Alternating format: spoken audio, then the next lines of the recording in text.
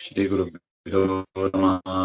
सृष्टिस्थित्यप्ययेह नियतिदर्शितमो बन्धमोक्षाश्च यस्मात् तस्य श्रीब्रह्मरुद्रप्रभृतिसुरनरद्वीषशत्रुवात्मकस्य विष्णोर्व्यस्ता समस्ता सकलगुणनिधिः सर्वदोषो व्यपेतः पूर्णानन्दाव्ययो यो गुरुरपि परमः चिन्तयेत्तं महान्तं जन्माद्यस्य यतोऽन्वयादितरतश्चार्थेष्वभिज्ञस्वराट् तेने ब्रह्महृदाय आदिकवये मुह्यन्ति यं सूरयः तेजो वारिमृधां यथा विनिमयो यत्र त्रिसर्गो मृषा धाम्ना स्वेन सदा निरस्तकुहकं सत्यं परं धीमहि योऽन्तः प्रविश्य मम वाचमिमां प्रसुप्तां सञ्जीवयत्यखिलशक्तिधरस्वधाम्ना अन्यां च हस्तचरणश्रवणत्वगादीन् प्राणान् नमो भगवते पुरुषाय तुभ्यम् श्रवणं कीर्तनं विष्णो स्मरणं पादसेवनम् अर्चनं वन्दनं दास्यं सख्यमात्मनिवेदनं कृष्णाय वासुदेवाय हरये परमात्मने प्रणतः क्लेशनाशाय गोविन्दाय नमो नमः। ಶ್ರೀಗುರುಭ್ಯೋ ನಮಃ. ಶ್ರೀಮದ್ ಭಾಗವತ ಪ್ರಥಮ ಸ್ಕಂದ ತೃತೀಯೋಧ್ಯಾಯದ ವಿಚಾರವನ್ನು ನೋಡ್ತಾ ಇದ್ದೀವಿ. 16 ಪರಮಾತ್ಮನ ರೂಪಗಳನ್ನ ಹೇಳಿದ್ದಾರೆ. 17ನೇ ರೂಪ ತತಃ ಸಪ್ತದಶೇ ಜಾತಃ ಸತ್ಯವತ್ಯಾಂ ಪರಾಶರಾತ್ ಚಕ್ರೆ ವೇದತರೋ ಶಾಖ ದೃಷ್ಟ್ವಾ ಪುಂಸೋ ಅಲ್ಪಮೇಧಸಃ. 17ನೇದಾಗಿ ಪರಮಾತ್ಮ ವೇದವ್ಯಾಸರಾಗಿ ಅವತಾರ ಮಾಡ್ತಾರೆ. ಸತ್ಯವತಿ ಮತ್ತು ಪರಾಶರ ಋಷಿಗಳಲ್ಲಿ ಅವರು ಮಾಡಿದ ಕೆಲಸ ಏನು ಹಾಗೆಂದ್ರೆ, ವೇದಗಳ ವಿಭಾಗ ಮಾಡಿ ಅದಕ್ಕೆ ಅನುಗುಣವಾಗಿ, ವೇದಗಳಿಗೆ ಅನುಗುಣವಾಗಿ ಮಹಾಭಾರತ, ಪುರಾಣಗಳು, ಬ್ರಹ್ಮಸೂತ್ರ ಇತ್ಯಾದಿಗಳ ರಚನೆಯನ್ನ ಮಾಡಿ ಮಂದಮತಿಗಳಿಗೆ, ಕಲಿಯುಗದಲ್ಲಿ ಬರುವವರು ಮಂದಮತಿಗಳು ಅಂತ ತಿಳಿದು ಅವರಿಗೆ ತಕ್ಕಂತೆ ವ್ಯಾಖ್ಯಾನವನ್ನ ಮಾಡಿದರು ಅಂತ. ಇದಾದ ಮೇಲೆ ನರದೇವತ್ವಮಾಪನ್ನಃ ಸುರಕಾರ್ಯ ಚಿಕೀರ್ಷಯ ಸಮುದ್ರ ನಿಗ್ರಹಾದೀನಿ ಚಕ್ರೆ ವೀರ್ಯಾನ್ಯತಃ ಪರಂ.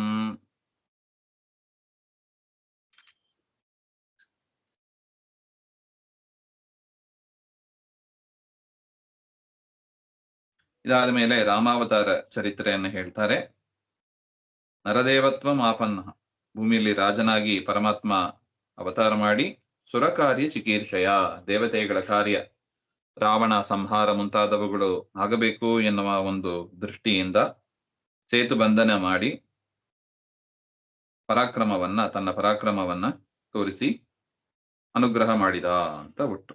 ಇದ್ರ ಮೇಲೆ ಒಂದು ಪ್ರಶ್ನೆ, ಇದೇನು ವೇದವ್ಯಾಸರ ಅವತಾರ ಆದ್ಮೇಲೆ ಅವತಾರ ಹೇಳ್ತಾರೆ ಹಾಗೆಂದ್ರೆ, ರಾಮಾವತಾರ ಆಗ್ಲಿಕ್ಕೆ ಮುಂಚೆನೂ ಕೂಡ ವೇದವ್ಯಾಸರ ಅವತಾರ ಆಗಿದೆ ಹಾಗೆಂಬ ಅದನ್ನು ಆಚಾರ್ಯರು ತಿಳಿಸಿಕೊಡ್ತಾ ಇದ್ದಾರೆ. ತೃತೀಯಂ ಯುಗಮಾರಭ್ಯ ವ್ಯಾಸೋ ಬಹುಶು ಜಗ್ನಿವಾನ್. ಇದು 28ನೇ ದ್ವಾಪರದಲ್ಲಿ ವೇದವ್ಯಾಸರು ಬಂದರು. ಆದರೆ ಆಗ ಮಾತ್ರ ಬಂದದ್ದಲ್ಲ, ತೃತೀಯಂ 3ನೇದರಿಂದ ಶುರು ಮಾಡಿ ಅನೇಕ ಬಾರಿ ವೇದವ್ಯಾಸರ ಅವತಾರ ಆಗಿದೆ ಹಾಗೆ. ತೃತೀಯೇ ಸಪ್ತಮೇ ಚೈವ ಷೋಡಶೇ ಪಂಚವಿಂಶಕೆ ಅಷ್ಟಾವಿಂಶಕೆ ಯುಗೇ ಕೃಷ್ಣ ಸತ್ಯವತ್ಯಾಂ ಅಜಾಯತ ಅಂತ ಪ್ರಮಾಣ ಇದೆ. 3ನೇ ಮಹಾಯುಗ, 7ನೇ ಮಹಾಯುಗ, 16ನೇ ಮಹಾಯುಗ, 25ನೇ ಮಹಾಯುಗ, 28ನೇ ಮಹಾಯುಗ. ಇದರಲ್ಲಿಲ್ಲ ವೇದವ್ಯಾಸ ಸತ್ಯವತಿ ದೇವಿಯಲ್ಲಿ ವೇದವ್ಯಾಸರು ಅವತಾರ ಮಾಡಿ ಜ್ಞಾನ ಕಾರ್ಯವನ್ನು ಮಾಡ್ತಾರೆ ಅಂತ ಪ್ರಮಾಣ ಇರುವುದರಿಂದ ರಾಮಾವತಾರ ಪೂರ್ವದಲ್ಲೇ ವೇದವ್ಯಾಸರ ಅವತಾರ ಅನೇಕ ಮಹಾಯುಗಗಳಲ್ಲಿ ಹಿಂದೆ ಆಗಿದೆ ಅಂತ ಅವರನ್ನು ಮೊದಲು ಹೇಳಿದ್ದಾರೆ ಅಂತ. ಅದಾದ ಮೇಲೆ 19, 20 ಕೃಷ್ಣ, ಬಲರಾಮ ಮತ್ತು ಕೃಷ್ಣ ಅವತಾರವನ್ನು ಹೇಳ್ತಾ ಇದ್ದಾರೆ. ಏಕೋನವಿಂಶೇ ವಿಂಶತಿಮೇ ವೃಷ್ಣಿಷು ಪ್ರಾಪ್ಯ ಜನ್ಮನಿ ರಾಮಕೃಷ್ಣ ವಿತಿಭುವೋ ಭಗವಾನ್ ಅಹರದ್ಭರಂ.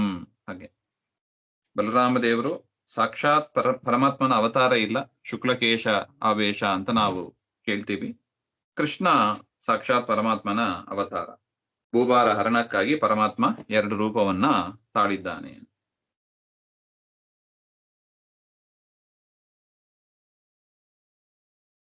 ನೋಡಿ, ಅದಕ್ಕೆ ಮಹಾವರಾಹ ಪುರಾಣದ ಪ್ರಮಾಣವನ್ನು ಕೂಡ ಆಚಾರ್ಯರು ತಿಳಿಸ್ತಾ ಇದ್ದಾರೆ. ಆವೇಶೋ ಬಲಭದ್ರೇ, ಬಲರಾಮ ದೇವರಲ್ಲಿ ಪರಮಾತ್ಮನ ಆವೇಶ ಅಷ್ಟೆ. ಶಂಖಚಕ್ರ ಬೃಧಿಶೇಷ, ಶಂಖಚಕ್ರವನ್ನು ಧರಿಸಿದವನಾದ ಪರಮಾತ್ಮ ಶ್ವೇತವರ್ಣದಿಂದ ಆವಿಷ್ಟ ಶ್ವೇತಕೇಶಾತ್ಮ, ಬಿಳಿ ಕೂದಲು ರೂಪದಲ್ಲಿ ಪರಮಾತ್ಮ ಪ್ರವೇಶ ಮಾಡ್ತಾನೆ. ಎಲ್ಲಿ? ಶೇಷಾಂಶಂ ರೋಹಿಣಿ ಸುತಂ, ಶೇಷದೇವರ ಅಂಶರಾದ ರೋಹಿಣಿಯ ಮಗನಾದ ಬಲರಾಮ ದೇವರಲ್ಲಿ ಪರಮಾತ್ಮ ಆವೇಶ ಆಗಿದೆ ಅಂತ. ಇದು 19-20 ರೂಪ. ತತಃ ಖಲು ಸಂಪ್ರವೃತ್ತೆ ಸಮ್ಮೋಹಾಯ ಸುರದ್ವಿಷಾಂ ಬುದ್ಧೋ ನಾಮ್ನಾ ಜಿನಸುತಃ ಕೀಕಟೇಶು ಭವಿಷ್ಯತಿ.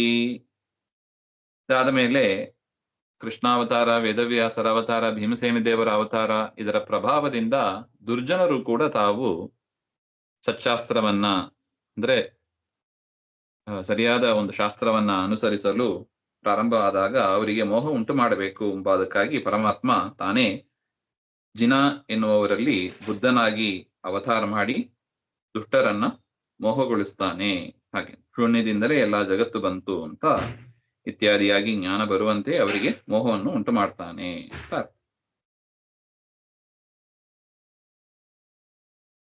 ಹತಾಸೋ ಯುಗ ಸಂಧ್ಯಾಯಾಂ ದಸ್ಯು ಪ್ರಾಯೇಷು ರಾಜಸು ಜನಿತಾ ವಿಷ್ಣು ಯಶಸೋ ನಾಮ್ನಾ ಕಲ್ಕಿ ಜಗತ್ಪತಿ. ಬುದ್ಧಾವತಾರ ಆದ ಮೇಲೆ ಪರಮಾತ್ಮ, ವಿರಾಟ್ ನಾಮಕ ಪುರುಷ ನಾಮಕ ಪರಮಾತ್ಮ ಸಂಧಿಕಾಲದಲ್ಲಿ, ಕಲಿಯುಗ ಮತ್ತು ಕೃತಯುಗದ ಸಂಧಿಕಾಲದಲ್ಲಿ ದಸ್ಯು ಪ್ರಾಯೇಶು, ಜನರೆಲ್ಲ ಪ್ರಾಯಃ ದಸ್ಯು ಕಳ್ಳರಾಗಿ ಇರ್ತಾರಂತೆ, ಅವರಲ್ಲಿ ವಿಷ್ಣು ಯಶಸ್ಸು ಎನ್ನುವ ಬ್ರಾಹ್ಮಣನ ಮನೆಯಲ್ಲಿ ಕಲ್ಕಿಯಾಗಿ ಪರಮಾತ್ಮ ಅವತಾರ ಮಾಡ್ತಾನೆ.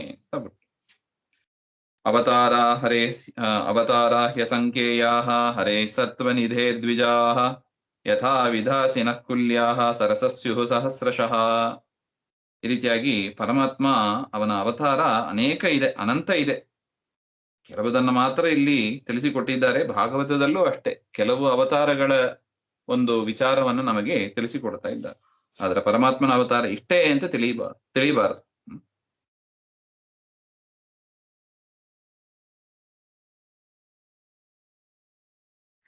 ಸಾಧು ಗುಣಪೂರ್ಣನಾದ ಪರಮಾತ್ಮ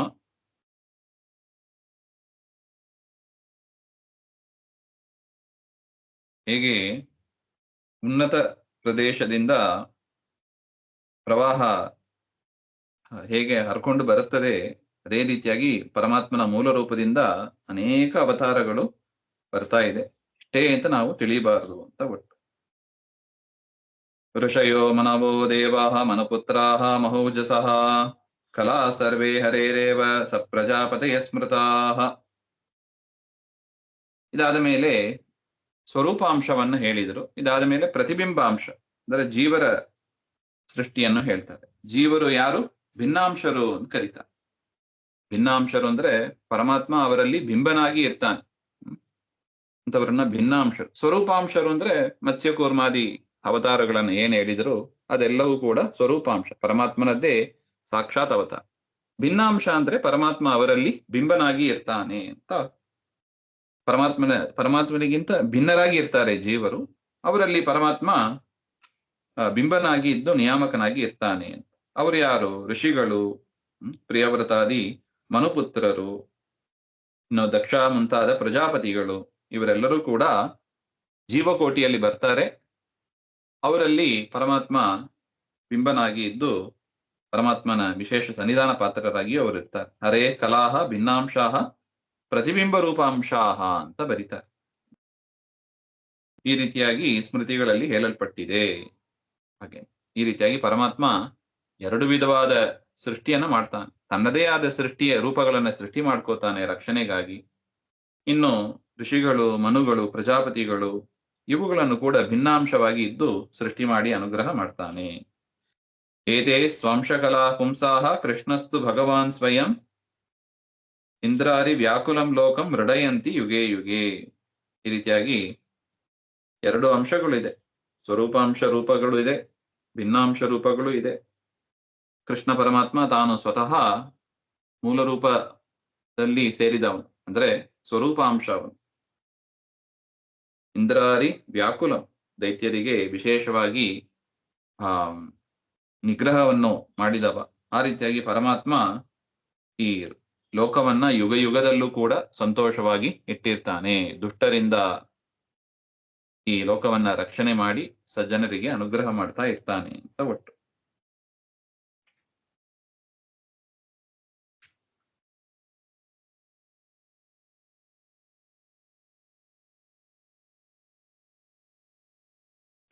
ಮುಂದಿನ ವಿಚಾರ ಮತ್ತೆ ನೋಡೋಣ. ಶ್ರೀಮಧ್ವಾಂತರ್ಗತ ಶ್ರೀಕೃಷ್ಣ ಆತ್ಮ ಶ್ರೀ ಹರೇನ.